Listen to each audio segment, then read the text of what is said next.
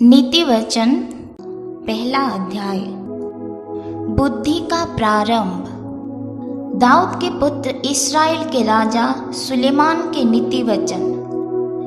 इनके द्वारा पढ़ने वाला बुद्धि और शिक्षा प्राप्त करे और समझ की बातें समझे और विवेकपूर्ण जीवन निर्वाह करने में प्रवीणता और धर्म, न्याय और निष्पक्षता के विषय अनुशासन प्राप्त करे, कि भोलों को चतुराई और जवान को ज्ञान और विवेक मिले, कि बुद्धिमान सुनकर अपनी विद्या बढ़ाए और समझदार बुद्धि का उपदेश पाए, जिससे वे नीति वचन और दृष्टांत को और बुद्धिमानों के वचन और उनके रहस्यों को समझे।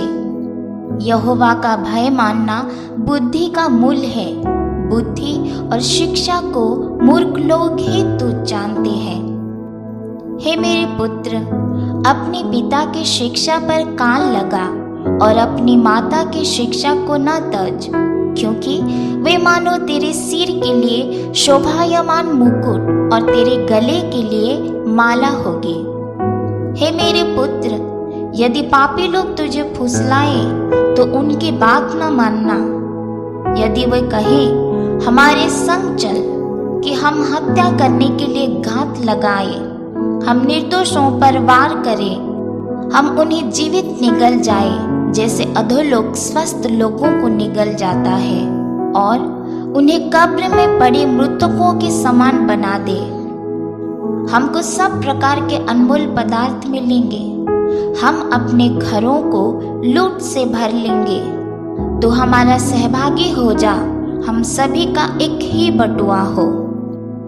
तो हे मेरे पुत्र, तो उनके संग मार्ग में न चलना, वरन उनके डगर में पांव भी न रखना, क्योंकि वे बुराई ही करने को दौड़ते हैं और हत्या करने को पूर्ति करते हैं। क्योंकि पक्षी के देखते हुए जाल फैलाना व्यर्थ होता है, और ये लोग तो अपनी ही हत्या करने के लिए घात लगाते हैं और अपने ही प्राणों की घात की ताक में रहते हैं। सब लालचियों की चाल ऐसी ही होती है, उनका प्राण लालच ही के कारण नाश हो जाता है। बुद्धि सड़क में ऊंचे स्वर से बोलती है और चौकों में प्रचार करती है। वह बाजारों की भीड़ में पुकारती है, वह नगर के फाटकों के प्रवेश पर खड़ी होकर यह बोलती है, हे अज्ञानियों, तुम कब तक अज्ञानता से प्रीति रखोगे?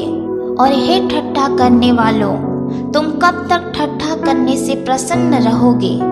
हे मूर्खों, तुम कब तक ज्ञान से बैर रखोगे? तुम मेरी डांट सुनकर मन फिराओ। सुनो, मैं अपनी आत्मा तुम्हारे लिए उंडेल दूंगी, मैं तुमको अपने वचन बताऊंगी। मैंने तो पुकारा, परंतु तुमने इनकार किया, और मैंने हाथ फैलाया, परंतु किसी ने ध्यान न दिया। वरन तुमने मेरी सारी सम्मति को अनसुना किया और मेरी ताड़ना का मूल्य न जाना। इसलिए मैं भी तुम्हारी विपत्ति के समय हंसूंगी, और जब तुम पर भय आ पड़ेगा तब मैं ठट्ठा करूंगी। वरन आंधी के समान तुम पर भय आ पड़ेगा और विपत्ति बवंडर के समान आ पड़ेगी, और तुम संकट और सकेती में फंसोगे, तब मैं ठट्ठा करूंगी।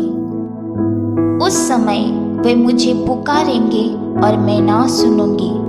वे मुझे यत्न से तो ढूंढेंगे, परंतु ना पाएंगे, क्योंकि उन्होंने ज्ञान से बैर किया और यहोवा का भय मानना उनको ना भाया। उन्होंने मेरी सम्मति ना चाही, वरन मेरी सब ताड़नाओं को तुच्छ जाना।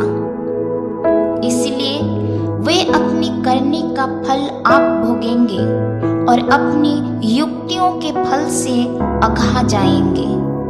क्योंकि अज्ञानियों का भटक जाना उनके घात किए जाने का कारण होगा, और निश्चिंत रहने के कारण मूर्ख लोग नाश होंगे, परंतु जो मेरी सुनेगा वह निडर बसा रहेगा और विपत्ति से निश्चिंत होकर सुख से रहेगा।